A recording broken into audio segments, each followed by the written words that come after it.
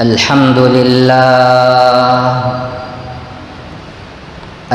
لله وكفى وسلام على عباده الذين اصطفى أما بعد فقد قال الله تبارك وتعالى في الكلام المجيد والفرقان الحميد أعوذ بالله من الشيطان الرجيم بسم الله الرحمن الرحيم إن الله لا يظلم الناس شيئا ولكن الناس أكثرهم يظلمون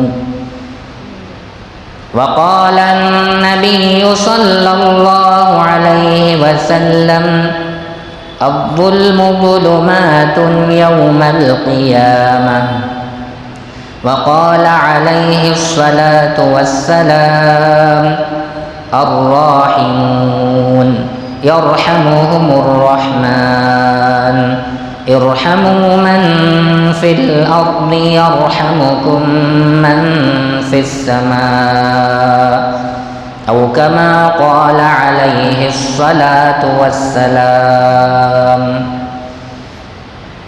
رب اشرح لي صدري ويسر لي أمري واحلل عقدة من لساني يفقه قولي سبحانك لا علم لنا إلا ما علمتنا وعلمنا ما ينفعنا وزدنا علما اللهم صل على سيدنا محمد وعلى آل سيدنا محمد وبارك وسلم بزرگان محترم، گرامی قدر بھائیوں، عزیزوں، نوجوانوں،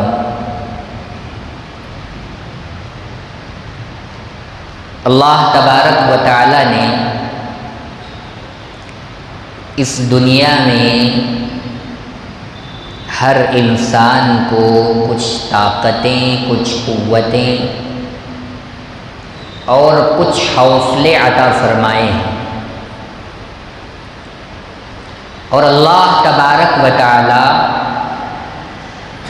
زندگی اور موت کے درمیان انسان ان طاقتوں کو، ان قوتوں کو، ان حوصلوں کو کہاں استعمال کرتا ہے اس کا امتحان لے رہے ہیں۔ سورۃ الملک میں خالق کائنات نے ارشاد فرمایا الذی خلق الموت والحیاۃ لیبلوکم ایکم احسن عملا، اللہ وہ ہیں جنہوں نے موت اور حیات کو پیدا فرمایا۔ کیوں پیدا فرمایا؟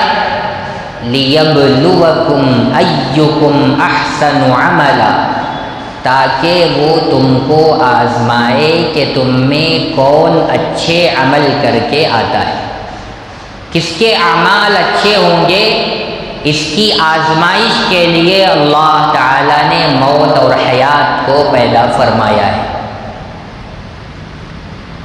تو اللہ تبارک و تعالیٰ نے ہر انسان کو طاقتیں دیں، قوتیں دیں، حوصلے دیے، بھلائی اور برائی میں تمیز پیدا کرنے کا سلیقہ عطا فرمایا، اور ہر انسان کی فطرت، ہر انسان کی عقل، ہر انسان کا شعور نیکی کیا ہے، بھلائی کیا ہے، خیر کیا ہے، اس کو سمجھتا بھی ہے، اور برائی کیا ہے، بدی کیا ہے، شر کیا ہے، اس کو بھی سمجھتا ہے۔ اور ہر انسان کی فطرت میں اللہ نے یہ بات رکھ دی ہے کہ وہ ہمیشہ بھلائی، خیر اور بہتری کی طرف آگے بڑھتا ہے، اسی کو پسند کرتا ہے۔ اگرچہ کہ نہ چاہتے ہوئے فطرت کے خلاف، انسانی طبیعتوں کے خلاف وہ غلط کاموں میں لگتا ہے، برائی کے کام کرتا ہے، شر کے کاموں میں اپنی زندگی کو کھپاتا ہے، لیکن ہر انسان کی فطرت میں اللہ نے شر کو کرنے کی طرف مائل نہیں کیا ہے۔ اسی لیے کوئی بھی انسان غلط کام کرتا ہے، برائی کی طرف آگے بڑھتا ہے، شر کی طرف اپنے قدم بڑھاتا ہے، تو جو اچھے انسان ہوتے ہیں، جو صالح اور پاکیزہ معاشرہ ہوتا ہے، وہ اس پر انگلیاں اٹھانا شروع کر دیتا ہے۔ تو گویا کہ اللہ تبارک و تعالی نے تمام کائنات کو پیدا فرمانے کے بعد ہر مخلوق کے اندر عدل اور انصاف کا مادہ رکھا، عدل اور انصاف کا مزاج رکھا، کہ ساری مخلوق انصاف چاہتی ہے، بھلائی چاہتی ہے، کوئی ظلم کو گوارا کرنا پسند نہیں کرتا، برائی کو سہنے کی فطرت کسی کی قبول نہیں کرتی۔ تو پتہ یہ چلا کہ اللہ نے کائنات میں بھلائی ہی بھلائی پیدا فرمائی ہے، اور بھلائی ہی پر چلنے پر کامیابی ملتی بھی ہے۔ اس لیے اللہ تبارک و تعالی نے قرآن مجید میں ارشاد فرمایا، ان اللہ لا یظلم الناس شیئا، اللہ تعالی لوگوں پر ذرہ برابر ظلم نہیں فرماتے، ظلم کا معاملہ اللہ کو پسند نہیں ہے، گوارا نہیں ہے۔ وَلَكِنَّ النَّاسَ أَنفُسَهُمْ يَظْلِمُونَ، لیکن لوگ خود اپنے آپ پر ظلم کرتے ہیں۔ اور اللہ کے نبی صلی اللہ علیہ وسلم نے ارشاد فرمایا، الظلم ظلمات یوم القیامہ، ظلم قیامت کے دن اندھیروں کی شکل اور صورت میں ہوگا۔ یعنی ظالم جو کچھ بھی اپنی دنیا کی زندگی میں ظلم کا معاملہ کسی نہتے پر، کسی کمزور پر، کسی غریب اور لاچار اور مجبور پر کیا ہوگا، پورا اندھیرے کی شکل میں اس کے سامنے ہوگا۔ جو بھلائی ہوگی وہ روشنی ہوگی، نور ہوگا۔ نورہم یسعی بین ایدیہم، اسے قرآن نے بیان کیا کہ جو نیک کام کرنے والے لوگ ہیں، جو بھلائی کی طرف اپنے آپ کو بڑھانے والے لوگ ہیں، ان کے آگے آگے ایک روشنی ہوگی، جو ان کے آگے، ان کے پیچھے، ان کے دائیں، ان کے بائیں ہوگی۔ اس سے ان کی پہچان ہوگی کہ یہ نیک آدمی تھا اور یہ بھلا آدمی تھا۔ اور جو ظالم ہوگا، اس نے جو کچھ بھی دنیا کی زندگی میں ظلم کیا ہوگا، وہ اندھیروں کی شکل میں اس کے اطراف و اکناف میں ہوگا، جس سے ساری دنیا کے لوگ محشر کے میدان میں پہچان لیں گے کہ یہ ظالم ہے۔ لہذا ظلم کو اللہ تعالیٰ نے اندھیری کی شکل عطا فرمائی، اور اللہ کے نبی صلی اللہ علیہ وسلم نے یہ بھی حدیث ارشاد فرمائی، الراحمون یرحمهم الرحمن ارحموا من فی الارض یرحمکم من فی السماء، رحم کرنے والوں، اللہ تعالیٰ تم پر رحم کریں گے، رحمان تم پر رحم کریں گے۔ ارحموا من فی الارض، زمین میں جو ہے تم زمین والوں پر رحم کرو، یرحمکم من فی السماء، آسمان والا تم پر رحم کرے گا۔ تم زمین والوں پر رحم کرو، آسمان والا تم پر رحم کرے گا۔ پورے اسلامی تعلیمات کو آپ پڑھ کر، سمجھ کر، کنگھال کر دیکھ لیجئے، کہیں پر بھی ظلم اور زیادتی کو اسلام نے ہرگز پسند نہیں کیا۔ ہمیشہ اسلام نے ظلم کے خلاف آواز اٹھائی اور ظلم کو دبانے کی کوشش کی۔ اسی لیے ہمارے تمام نبیوں کے سردار خاتم الانبیاء والمرسلین، قیامت تک کے لیے پیدا ہونے والے نبی حضرت محمد الرسول اللہ صلی اللہ علیہ وسلم تشریف لائے تو آپ نے ظلم کے ایک ایک سوراخ کو بند کیا، چاہے وہ ظلم کسی بھی درجے کا کیوں نہ ہو۔ عربوں میں سخت قسم کی دشمنی اور عداوت پھیلی ہوئی تھی، پیڑھیوں تک دشمنی پھیلتی اور بڑھتی چلی جا رہی تھی۔ لوگ ایک دوسرے کے قتل کرنے کو اپنی عادت بنا چکے تھے۔ اللہ کے نبی صلی اللہ علیہ وسلم نے ان کو انسان بنایا، ظالموں کے ہاتھوں کو روکا کہ بس بہت ہو چکا، ظلم سے رک جاؤ۔ چھوٹی چھوٹی کلی جیسی، پھول جیسی معصوم بچیوں کو پیدا ہوتے ہی زندہ زمین میں گاڑ دیا جاتا تھا۔ جن بچوں کو کھلانے کی، اپنے سینے سے لگانے کی، بوس و کنار کرنے کی، پیار اور محبت بھری ان کے ساتھ زندگی گزارنے کی زندگی ہوتی تھی، وہ سب ختم۔ پیدا ہوتے ہی اس کو منحوس سمجھ کر کے زمین میں گاڑ دیا جاتا۔ کسی بھی طرح کے ظلم کو پیارے آقا جناب محمد الرسول اللہ صلی اللہ علیہ وسلم نے پسند نہیں فرمایا، اور ظلم جہاں جہاں سے پنپتا تھا آپ نے ان سب کو ختم فرمایا۔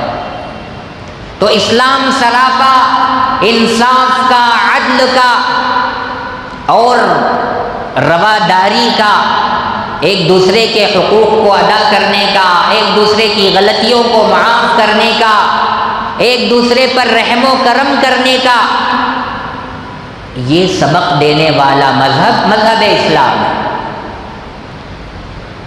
اب ظلم بھی کئی قسم کا ہے۔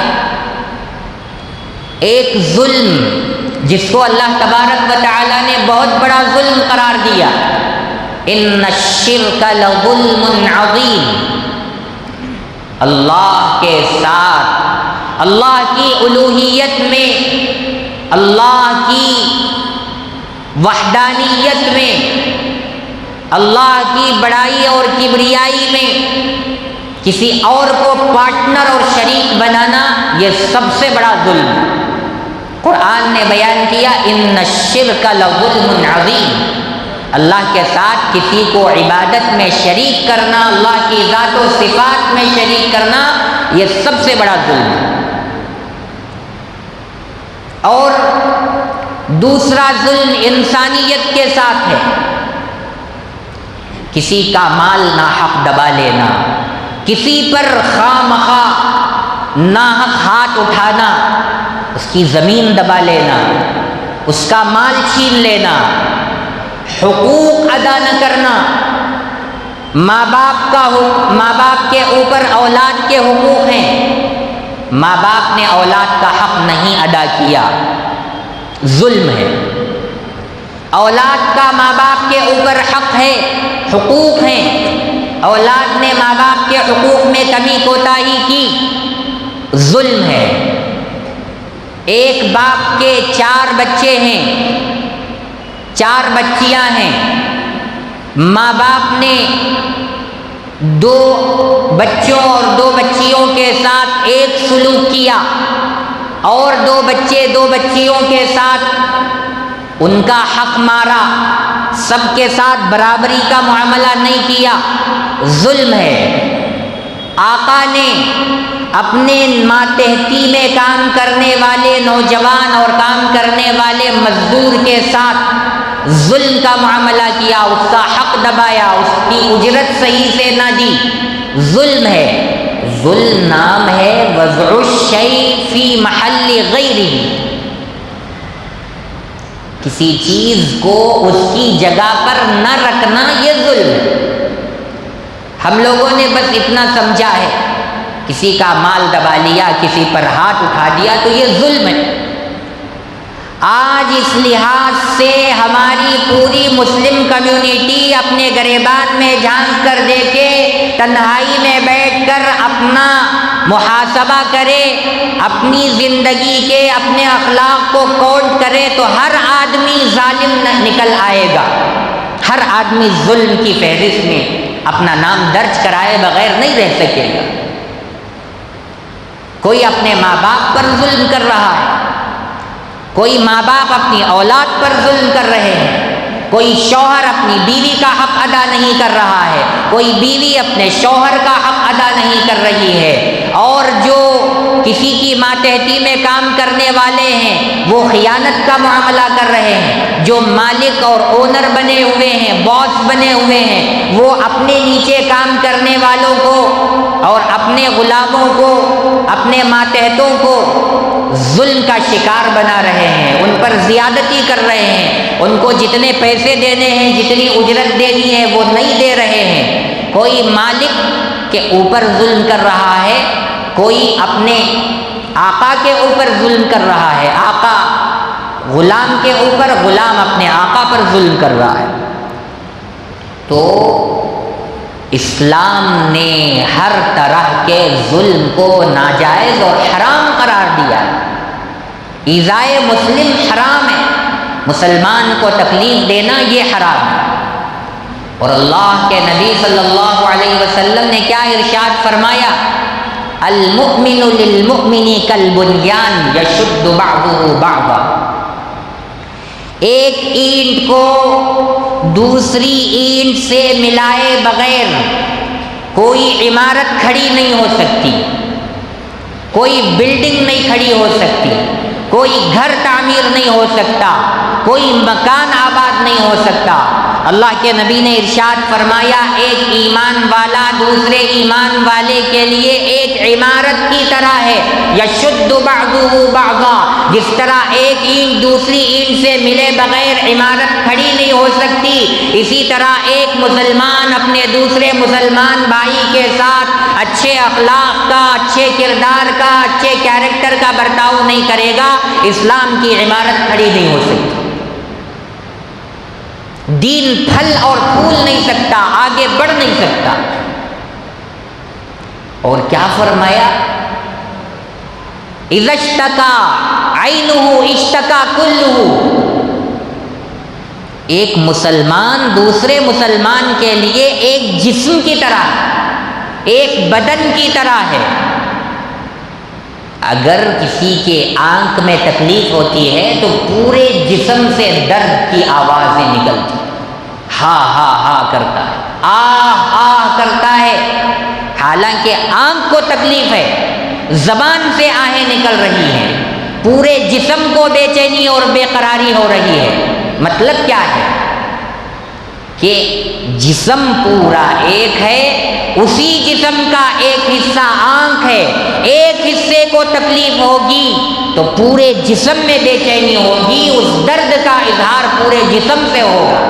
اللہ کے نبی صلی اللہ علیہ وسلم نے ارشاد فرمایا کہ ایمان والے آپس میں ایک دوسرے کے لیے ایک جسم کی مانند ہیں، ایک ایمان والے کو تکلیف پہنچتی ہے، سارے ایمان والوں کو اس کا درد اور اس کی تکلیف محسوس ہونا چاہیے۔ اس وقت پوری دنیا کا منظرنامہ کیا ہے؟ اس وقت عالم اسلام کی صورتحال کیا ہے؟ چونکہ ہر آدمی کسی نہ کسی لحاظ سے اپنی زندگی میں کسی نہ کسی پر ظلم کرنے میں لگا ہوا ہے، اس لیے ظلم کی خطرناکی، ظلم کی برائی، ظلم کی قباحت، ظلم کا عذاب ہمارے ذہنوں سے نکل چکا ہے، ہٹ چکا ہے،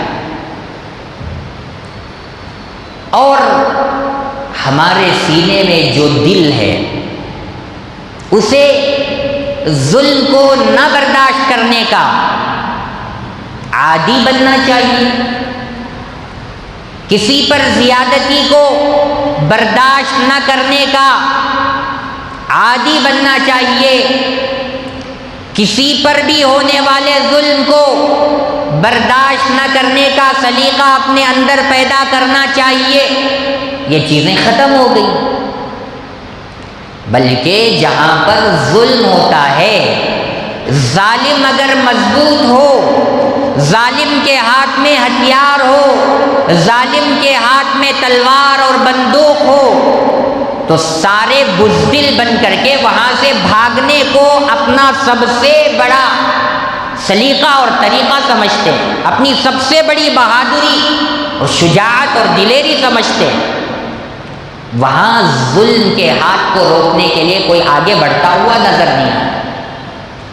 یہ اسلام کی تعلیمات ہیں، اور اس اسلام کو ماننے والے یہ پھسکل اور یہ بزدل مسلمان ہیں کہ جو ظالم کے ہاتھ کو پکڑنے کے بجائے، ظالم کو ظلم سے روکنے کے بجائے اس سے ڈر کر بھاگ رہے ہیں. اس وقت پوری دنیا کا منظرنامہ یہی. چونکہ ظلم کو ظلم سمجھنا ہی ہم نے چھوڑ دیا. ایک مسلمان کا مکان ہے، پڑوس میں رہنے والا مسلمان ہو یا غیر مسلم ہو، سکھ ہو، ہندو ہو، عیسائی ہو، بدھسٹ ہو یا کسی بھی مذہب سے تعلق رکھنے والا ہو، اسلام نے اس سے یہ کہا کہ تم کسی بھی پڑوسی کو ستا نہیں سکتے، اس کو کسی قسم کی تکلیف نہیں دے سکتے. لا يدخل الجنت من لا يأمن جاره بوائقه. وہ ایمان والا، وہ مسلمان جنت میں داخل ہی نہیں ہو سکتا جو اپنے پڑوسی کو اطمینان سے رہنے نہ دے، جس کی وجہ سے اس کے پڑوسی کو تکلیفیں پہنچ رہی ہوں. آج ہر گھر کے اندر، ہر گھر کے باہر مسلمان غور کر کے دیکھے کہ مجھ سے میرا پڑوسی کتنا خوش اور راضی. ہر پڑوسی کو اپنے مسلمان بھائی سے شکایت ہے، اس کا رہن سہن ٹھیک نہیں، اس کے اخلاق ٹھیک نہیں، اس کے عادات و اطوار ٹھیک نہیں، اس کا لین دین ٹھیک نہیں. اور تو اور یہ ہمارے ساتھ بھلائی کا معاملہ نہ کرے، کوئی بات نہیں، ہمارے ساتھ مالی مدد کا معاملہ نہ کرے، کوئی بات نہیں. زور زور سے گانے بجانے کی چیزیں ڈال کر ایک سونے والے کو تکلیف پہنچانا، زور زور سے گالم گلوچ کر کے پوری کمیونٹی کے اندر اخلاقی بگاڑ کو پیدا کرنا، گاڑیوں کو ایسے ویسے ان کے گھروں کے پاس کھڑا کر کے تکلیف پہنچانا، کوڑا کرکٹ کو اٹھا کر اپنے گھر کے بازو والے گھر پہ پھینک دینا، گندے پانی کو ان کے گھروں کے پاس بہا دینا، اور ایسی ویسی چیزوں کو اپنے گھر کی طرف سے ہٹا کر دوسرے گھر والوں کی طرف کر دینا، یہ سب سے بڑا ظلم ہے. آج مسلمان اس پر غور کر رہا ہے. جہاں جاؤ، جس علاقے میں داخل ہونے کی ضرورت پڑے، بس انٹری ہوتے ہی سمجھ میں آ جائے گا یہ مسلمانوں کی بستی ہے، مسلمانوں کا محلہ ہے یا غیر مسلموں کا محلہ. گندگی کا ڈھیر پڑا ہوا ملے گا، گاڑیاں ادھر سے ادھر بغیر کسی سلیقے اور طریقے کے پارک کی ہوئی نظر آ جائیں گی. کیسا کیسا ظلم ہم نہیں کر رہے. شوہر کا ظلم بیوی پر، بیوی کا ظلم شوہر پر، اولاد کا ظلم ماں باپ پر، ماں باپ کا ظلم اولاد پر، رشتہ داروں کا ظلم اپنے دوسرے رشتہ داروں پر، بھائی بہن پر ظلم کر رہا ہے، بہن بھائی پر ظلم کر رہی ہے. اس طرح ہم کتنے رشتوں کو بیان کریں. چچا کا رشتہ، تایا کا رشتہ، ماموں کا رشتہ، خالہ کا رشتہ، پھوپھا اور پھوپھی کا رشتہ، سارے رشتوں میں آپس میں ایک دوسرے کے خلاف زندگیوں میں کینہ بھر بھر کر کے ظلم کا کام ہم کر رہے ہیں، لیکن سمجھ ہی نہیں رہے ہیں کہ یہ ظلم۔ اب بتائیے، ہم جب قیامت میں اللہ کے دربار میں کھڑے ہوں گے تو کن لوگوں کی فہرست میں اور کن لوگوں کی جماعت میں کھڑے ہوں گے؟ ظالموں کی جماعت میں کھڑے ہوں گے یا مظلوموں کی جماعت میں کھڑے ہوں گے؟ اللہ کے نبی صلی اللہ علیہ وسلم نے ارشاد فرمایا، دو گناہوں کی سزا اللہ دنیا ہی میں عطا فرماتے ہیں، نقد اس کو سزا ملتی ہے۔ ایک، ماں باپ کو ستانے کی سزا اللہ تعالیٰ دنیا ہی میں اولاد کو دیتے ہیں۔ دوسرا، ظالم کو مظلوم پر ظلم ڈھانے کی بنیاد پر اللہ دنیا ہی میں سزا دیتے ہیں۔ لہذا ظلم چاہے کسی بھی طبقے کا ہو، کسی پر بھی ہو، چاہے وہ ذات پات کو لے کر ہو، چاہے وہ اپنے انڈر میں کام کرنے والوں کو لے کر ہو، چاہے بیوی کا ظلم اپنے شوہر پر، شوہر کا ظلم اپنی بیوی پر، اولاد کا ظلم ماں باپ پر، ماں باپ کا ظلم اولاد پر، رشتہ داروں کا ظلم دوسرے رشتہ داروں پر کیوں نہ ہو، سب کے سب ظالموں کی فہرست میں کھڑے ہوں گے۔ اور اللہ ظلم کو ہرگز گوارا نہیں۔ ظلم کر کر کر کے ہمارے دل پتھر بن چکے ہیں، ہمارے دلوں سے ہمدردی، رحم و کرم، نرمی، بھلائی، خیر خواہی، رحم دلی سب ختم ہو چکی ہے۔ اس لیے آج اسرائیل کی طرف سے فلسطین کے مسلمانوں پر جو ظلم ہو رہا ہے، جو نسل کشی ہو رہی ہے، اس پر آواز اٹھانے کی ہمت تک مسلمانوں سے ختم ہو چکی ہے۔ اب دیکھا، غیروں نے دیکھا، سروے کیا، باقاعدہ رپورٹیں ان کو دی گئیں کہ چند گنے چنے مسلمان ہیں جو صرف گیدڑ بھپکیوں کے طور پر چلا رہے ہیں، اپنی اپنی کمیونٹی کو سمجھانے کی کوشش کر رہے ہیں، لیکن کوئی سمجھنے کے لیے، کوئی اقدام کرنے کے لیے، کوئی آگے بڑھنے کے لیے، ظلم کے خلاف آواز اٹھانے کے لیے تیار نہیں ہے۔ تو پھر انہوں نے پابندیاں بھی لگانا شروع کر دی۔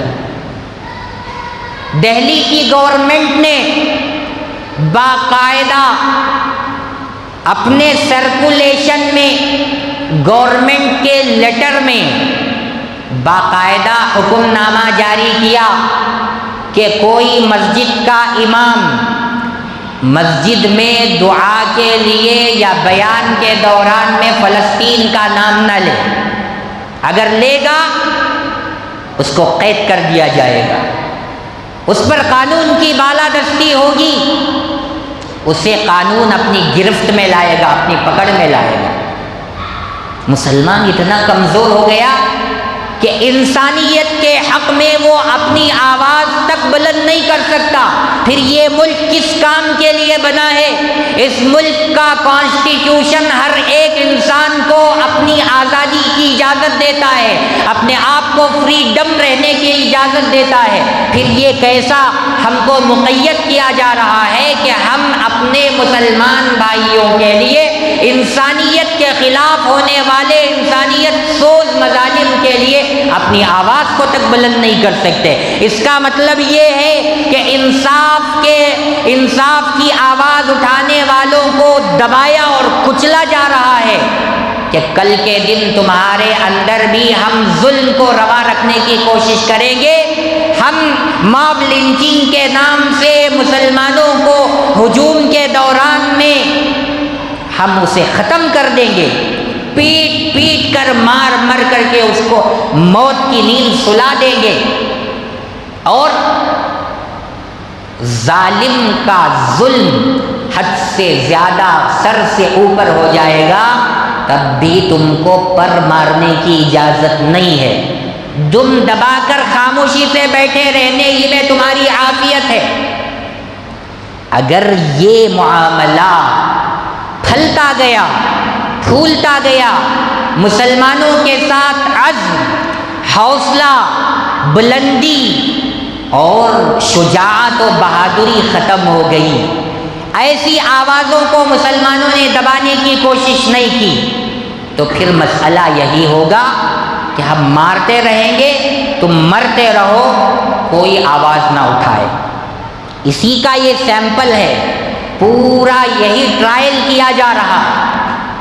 اور سچی بات بتائی جائے تو یہاں کے جو فرقہ پرست تنظیمیں اور جماعتیں ہیں، یہاں کی جو فرقہ پرست پارٹیاں ہیں، وہ سب اسرائیل کے باپ بننے کی کوشش کرنے میں لگے ہوئے. ہم کو کب موقع ملے ہم مسلمانوں کے علاقوں میں گھسیں، ان کی بجلیوں کے تار کٹ کریں، ان کے گھروں میں گھسیں، ان کی بیویوں کو، ان کے بہنوں کو، ان کی ماؤں کو، ان کی بچیوں کو خراب کریں، ان کی عزتوں کو، عصمتوں کو تار تار کریں، اور پھر ان کے نوجوانوں کو، ان کے مردوں کو، ان کی عورتوں کو موت کی نیند سلا دیں. یہ سب پری پلاننگ ہو رہی ہے. ظلم کی ایک داستان لکھی جانے کی باقاعدہ ٹریننگ اور کوششیں چل رہی ہیں. ایسے وقت میں مسلمان اپنے آپ کو نہ جگائے، وہ فلسطین کے نہتے کمزور بیچارے مسلمان جام شہادت نوش کر کے ساری دنیا کو باخبر کرنا چاہ رہے ہیں، ہماری جان کی کوئی پرواہ نہ کرو. جب جانیں جاتی ہیں، جب مسلمان اپنی جان کی بازی لگاتا ہے، اپنے آپ کو جام شہادت نوش کرواتا ہے، اپنی جانوں کا نذرانہ بارگاہ الہی میں پیش کرتا ہے، تو اسلام کو بلندی ملتی ہے، اسلام کو ہمتیں ملتی ہیں، اسلام اور پھلتا ہے، پھولتا ہے، آگے بڑھتا ہے. اسی کو کہا گیا اسلام زندہ ہوتا ہے ہر کربلا کے بعد. کربلا کا منظر کیسا تھا؟ حضرت حسین رضی اللہ عنہ کے ساتھ گنے چنے مسلمان تھے، لیکن آپ نے ظالموں کے سامنے گھٹنے ٹیکنا کبھی پسند نہیں کیا.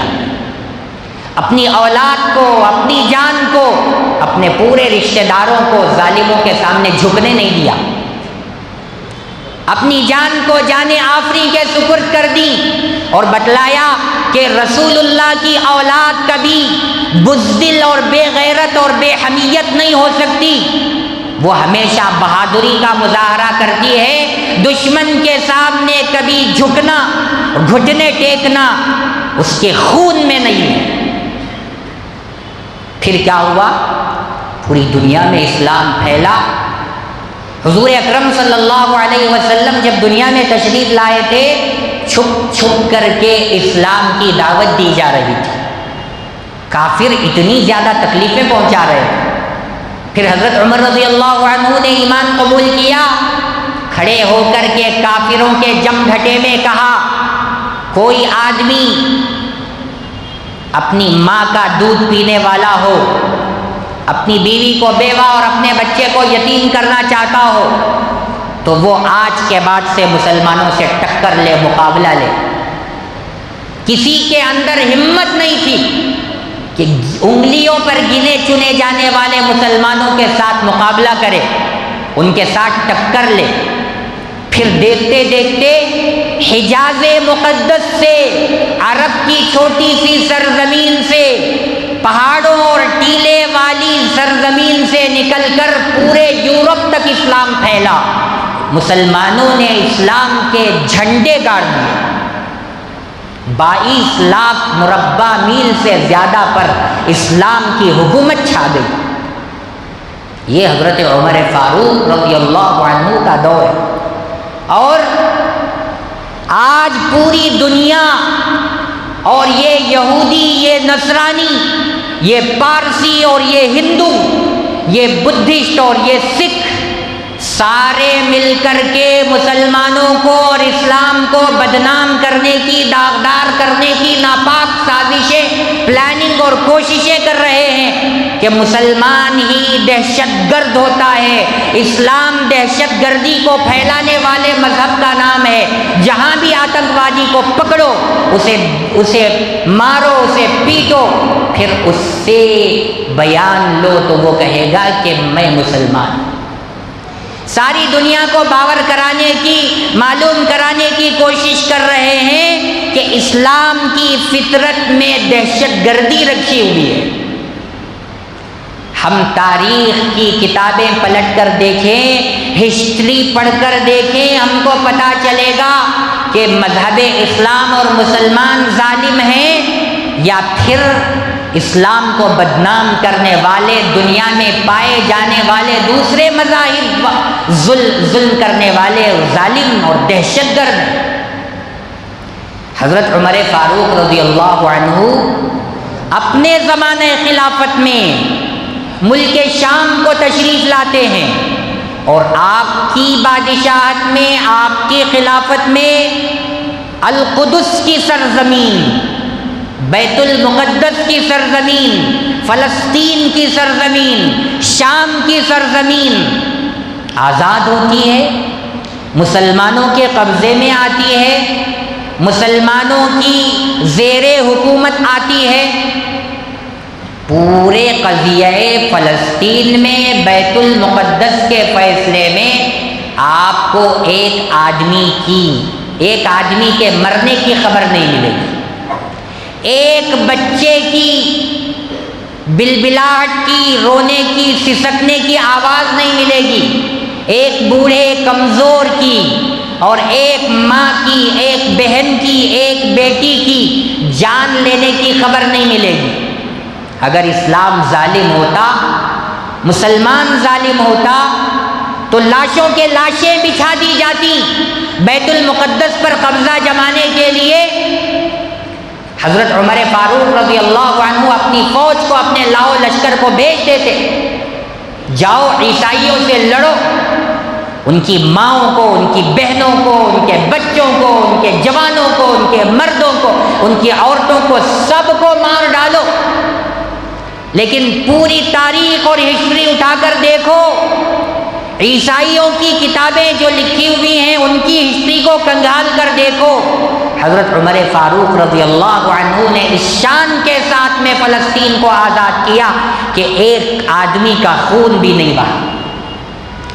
اور وہی جب کایا پلٹ ہوئی، جب خلافت عباسیہ کا زمانہ آیا، 490 ہجری کا موقع آیا، مسلمان عیاش بن گئے، مسلمانوں نے دنیا طلبی میں اپنی زندگی گزارنا شروع کر دی، آخرت کی فکر سے غافل اور لاپرواہ ہو گئے۔ 490 ہجری میں پھر ایک مرتبہ عیسائیوں نے، صلیبیوں نے ہنگامہ مچایا، مسلمانوں پر حملہ کیا، بیت المقدس کو ان کے قبضے سے نکال کر اپنے قبضے میں لیا۔ تو کہاں حضرت عمر فاروق رضی اللہ عنہ کا دور خلافت کہ ایک انسان کا خون بھی نہیں بہا، ایک انسان کو بھی نہیں مارا گیا۔ جب صلیبیوں نے، جب عیسائیوں نے بیت المقدس کو ہتھیانے کی اور اس پر قبضہ جمانے کی کوشش کی اور مسلمانوں پر حملہ کیا، تو 490 ہجری میں 490 ہجری میں 70,000 سے زیادہ مسلمانوں کو قتل کیا گیا۔ 70,000 تعداد کم ہے، 70,000 سے زیادہ مسلمانوں کا خون عیسائیوں نے بہایا، پھر فلسطین پر قبضہ عیسائیوں کا ہو گیا۔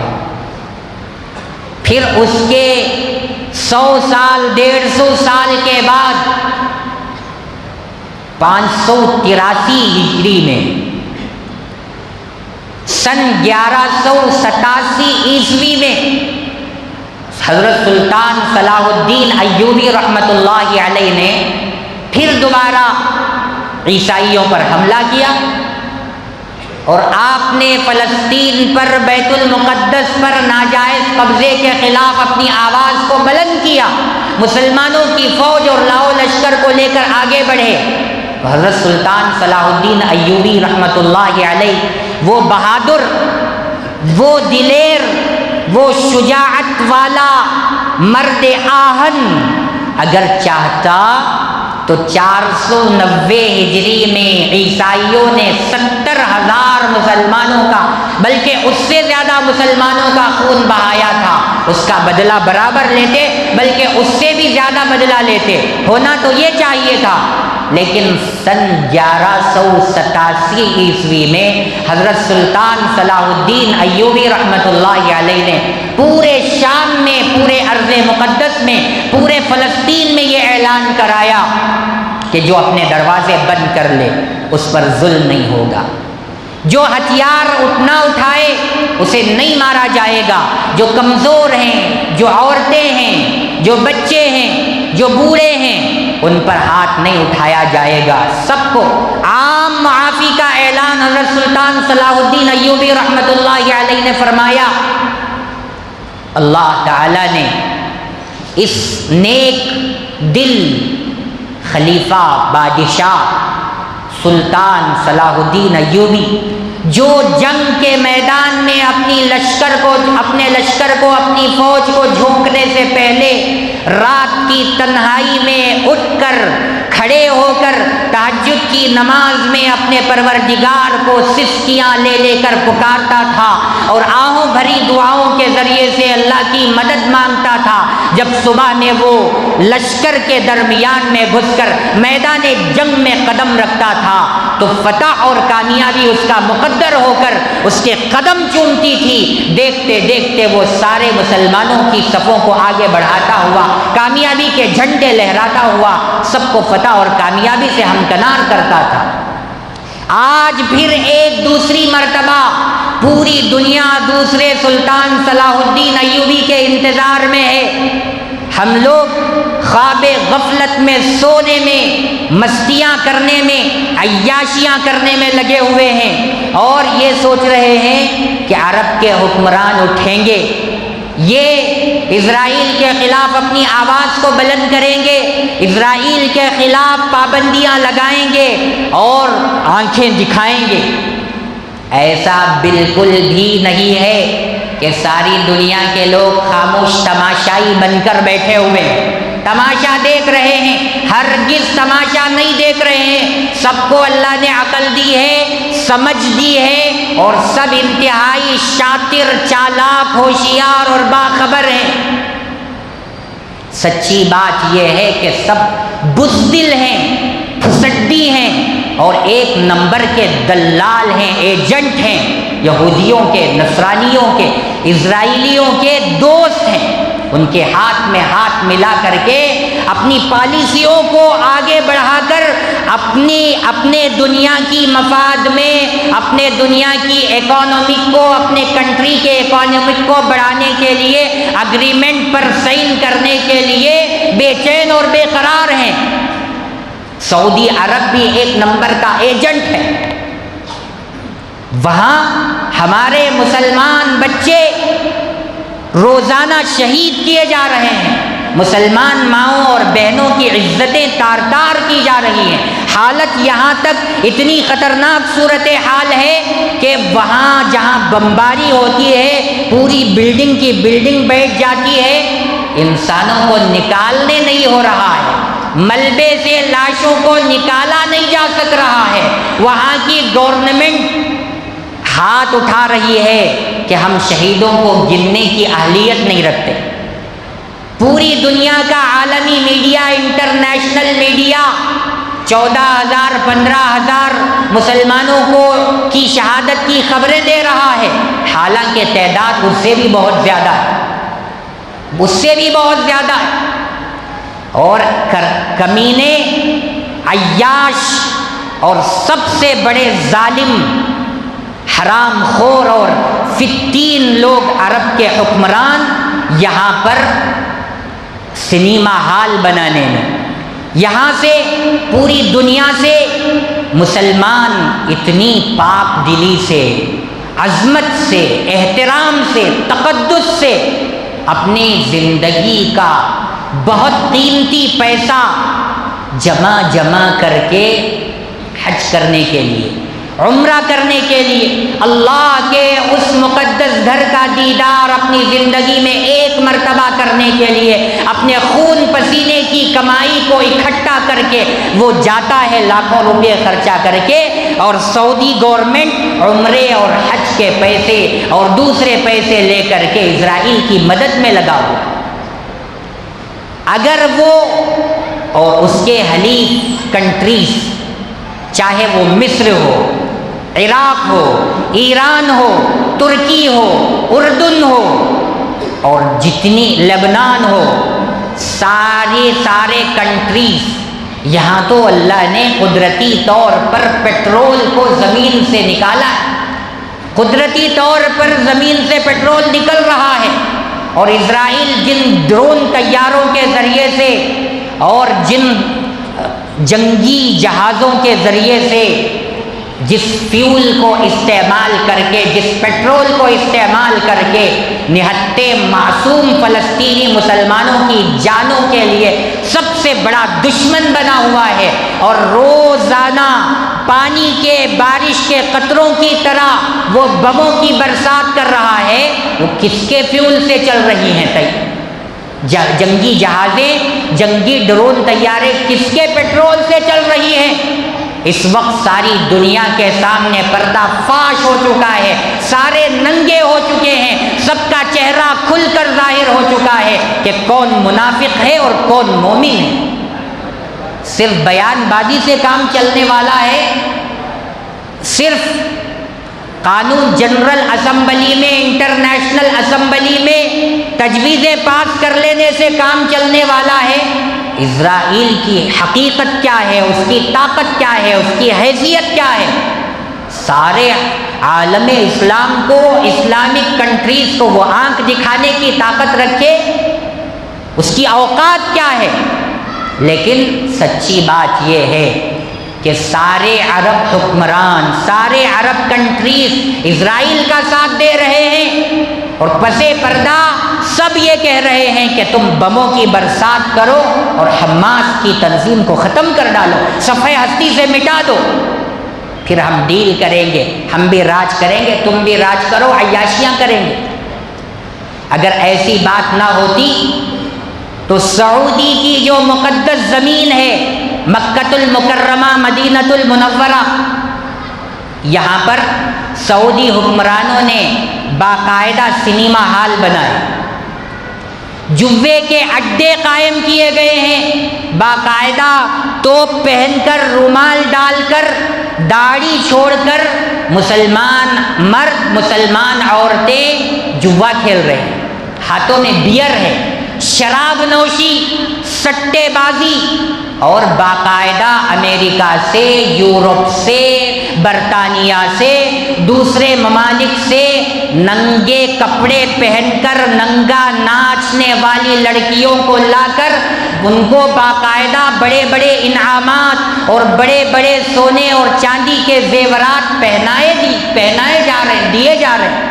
کم از کم ان خبیثوں کو، ان بے غیرتوں کو، ان بے شرموں کو اگر انسانیت کی ذرہ برابر فکر ہوتی تو کم از کم فلسطینی مسلمانوں پر ہونے والے ظلم کے وقت یہ جوے کے اڈوں کو بند کر دیتے، سنیما ہالوں پر تالا لگا دیتے، باہر سے ننگا ناچنے والیوں کو بلانا بند کر دیتے۔ لیکن آج تک کی بھی خبریں ہیں، باقاعدہ سنیما ہال روز چل رہے ہیں، روز امریکہ سے خوبصورت لڑکیاں بذریعے فلائٹ اور بزنس کلاس کی فلائٹ میں بلا کر ان کو نچوا کر ان کو پیسے دیے جا رہے ہیں۔ وہاں فلسطین کے مسلمان جل رہے ہیں، بمباریوں سے ان کے چیتھڑے اڑ رہے ہیں، ان کا ہاتھ کہیں پر، ان کے پیر کہیں پر، ان کا جسم، ان کا دھڑ، ان کا سر کہیں پر، ان کی ساری زندگی تباہ اور جہنم بن چکی ہے۔ اللہ قرآن مجید میں ارشاد فرماتے وَامْتَازُوا الْيَوْمَ أَيُّهَا الْمُجْرِمُونَ، آج کے دن ہم اے مجرموں تم کو الگ کر دیں گے۔ ساری دنیا دیکھ رہی ہے تماشا کہ اس وقت مسلم حکمران ظالم ہیں، برابر اسرائیل کے ظلم میں وہ بھی شریک ہیں۔ اور یاد رکھیں اگر ہم نے اپنے انسانیت کے ناطے اپنے مسلمان بھائیوں کی آواز بن کر کے اپنی آواز کو بلند نہیں کیا۔ میسور میں ایک چھوٹا سا پروٹیسٹ ہوا، وہاں پر آواز اٹھائی گئی تو پولیس والوں نے آ کر کے گرفتاری کر لی، اریسٹ کر لیا۔ کسی کو بھی پروٹیسٹ کرنے کی اجازت نہیں ہے۔ اسلامی کوئی جلسہ کرنا چاہتا ہے، اس کو اجازت نہیں مل رہی ہے، پرمیشن نہیں مل رہا ہے۔ اور خبیثوں نے پوری لابی چلا رکھی ہے کہ فلسطین کی حمایت میں آواز اٹھانے والوں کو پنپنے نہیں دیا جائے گا۔